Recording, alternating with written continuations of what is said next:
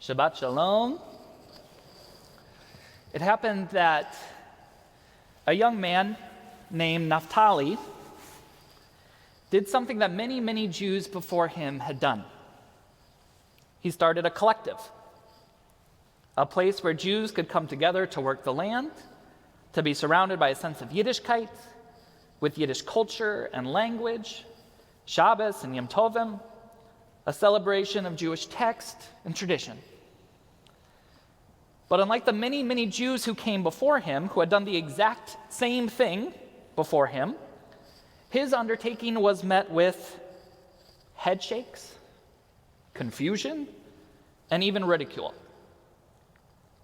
Because Naphtali wasn't starting his collective in the kibbutzim of pre-state Israel, or in the Pale of Settlement of Ukraine, Russia, Lithuania, and Poland. He was founding his Yiddish farm in upstate New York in 2010. The pushback was probably what you would expect. Primarily American Jews questioning the need for any of these elements that reeked of what was, what used to be. Why would this young man, a recent graduate of Brandeis, where's President Niemer? Hi, Larry. Brandeis University. Go Judges.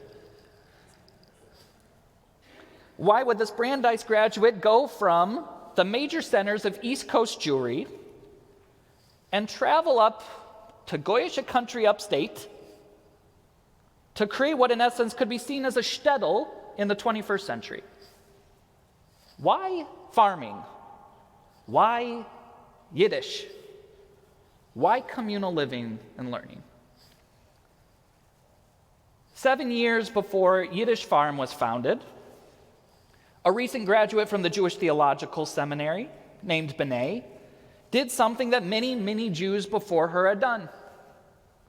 She started a yeshiva, a place where Jews could come together to learn Gemara, to add their voices to the unbroken chain of Talmudic transmission, and to liberate their own voice, to discover and nourish the treasure of their invaluable contribution to Jewish peoplehood and to Torah.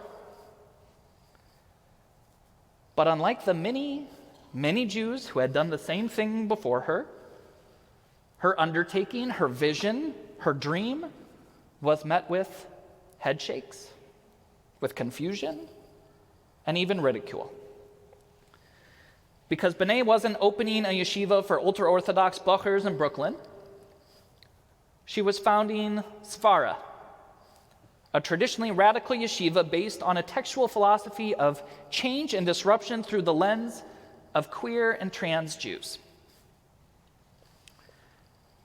And once again, the pushback is probably what you would expect. Quote-unquote traditional American Jews, of course, were upset by this empowerment of queer and trans Jewish learning. But many liberal and progressive Jews were pushing back as well, because why? Why would this talented and inspiring young rabbi choose to take her rabbinic ordination and start a yeshiva? Why Talmud? Why a dramatic focus on study rather than a focus on action? And I got one more for you. And this one is particularly close to my heart because this person is someone I learned with and from during my own days of yeshiva. Almost 20 years after Svara was founded, a young Jew set out to do what many Jews before them had done and compiled an album of Jewish music. And in particular, this music was the nigunim of Chabad, the wordless melodies of Chabad Hasidism, passed down through Shabbos tables and farbrengens for generations from Lithuania to America and beyond. But once again, unlike the many Jews who had done the same thing before them, their undertaking, their dream, was met with head shakes, with confusion, and even ridicule. Because my friend Hannah was and is recording these beautiful inherited melodies with and for women. So one last time, the pushback is probably what you would expect. Ultra-Orthodox folks aren't thrilled because of the prohibition of kol isha, which prevents men from hearing the voices of women singing, especially when that music is considered sacred and deeply personal, like these nigunim are. But the other pushback, if you're picking up on the theme here, has come from the guard of American Jews who can't get their head around why. Why would this gifted musician who could write and arrange new music for new liturgical expressions of Jewish tradition choose rather to teach the melodies of the old country? You know, one of the things I hear most often as a rabbi is a lament about the future of Judaism. That young people don't care. That they don't come to shul, that they don't donate to Jewish causes, that their Jewish identity isn't important to them. And I hear that lament. I do. And in some ways, I completely agree with that lament. I know that my Jewish journey is the exception, not the rule. That many of our young folks aren't fully embracing their Jewish identity, let alone becoming rabbis. I get that. But I also believe, truly believe, deep in my bones, that there is a renaissance taking place right now in American Judaism that is far too often overlooked and far too often discredited because it doesn't fit in that cozy framework and plan of the American Jewish experience.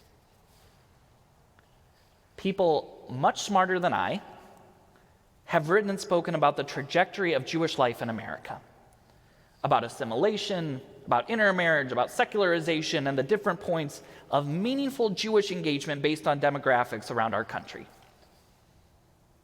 And that trajectory, that roadmap, has been pretty much agreed upon and consistent. That young Jews feel less connected to organized Judaism, to political Zionism, and to institutions in general. And that they're more likely to find their connections based on kishkas. Kishkas. The guts, your feelings. They're spiritual connections that are kind of serendipitous.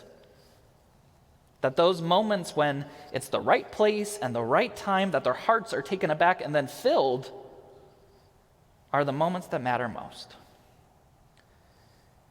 And for many of us, let's name the elephant in the room, that is annoying. It's really annoying that we have to wait around until someone has a moment of spiritual or emotional transcendence for them to recognize how beautiful and important this peoplehood of ours is.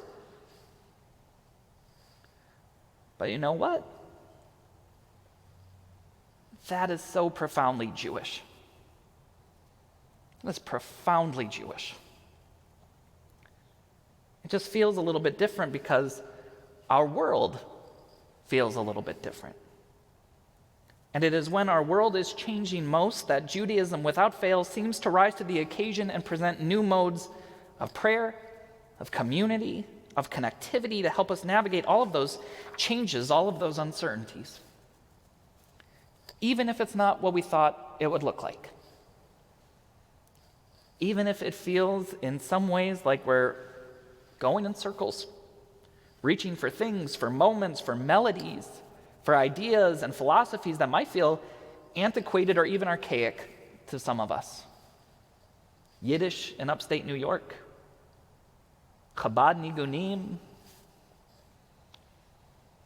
You know, the most foundational part of our entire story as Am Yisrael, as this people of Israel, takes place right now in our Torah. Right in our Parashat this morning. We are shaped by the stories of patriarchs and matriarchs, by our laws, by our prophets, by our sages, but nothing is more central to who we are than Yetziat Mitzrayim, than Exodus. Freedom, liberation. The freedom, as Moshe Rabbeinu says to Paro, to go into the wilderness and serve Hashem. To go into the wilderness. into the unknown and figure it out.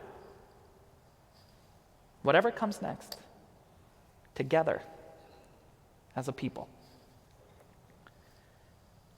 And that is exactly what we have done, time and time again, when we were liberated from Egypt, when we were exiled from our homeland, when we were expelled from the lands of Europe and the Middle East, when we left the hills and valleys of Russia and Poland and entered into the wilderness of the Lower East Side, of Roxbury, Dexter Linwood. We figured it out in different ways. And some of those ways looked absolutely contrary to what generations before thought they would or should. But then again, the world looked different than anyone thought that it would or should. So, new? What are we supposed to do with one rabbi's optimism for the Jewish future? Well, I think we have an invitation here. I think that if we can find a way to shake off our cynicism and our judgments about the quote-unquote correct way to experience Jewish life and community, then not only will we open ourselves up to possibility, to find meaning of our own in these different expressions of Jewish life, but we can also make the pathways to that Jewish expression so much easier to forge and so much safer to explore. Because what Naphtali did and is doing, what B'nai did and is doing, what Hannah did and is doing is so beautifully and authentically Jewish. It's calling home. And God knows we want our Jewish children to call home. It is creating a nourishment of meaning, depth, and pride from the waters passed through our deepest and our strongest roots. It is liberation in its truest sense. And that should be applauded. That should be explored.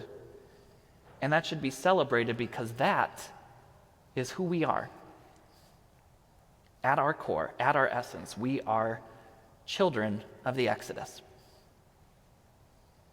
And we have a job to do, to free ourselves, so that we can go out into the wilderness and somehow, some way, serve God.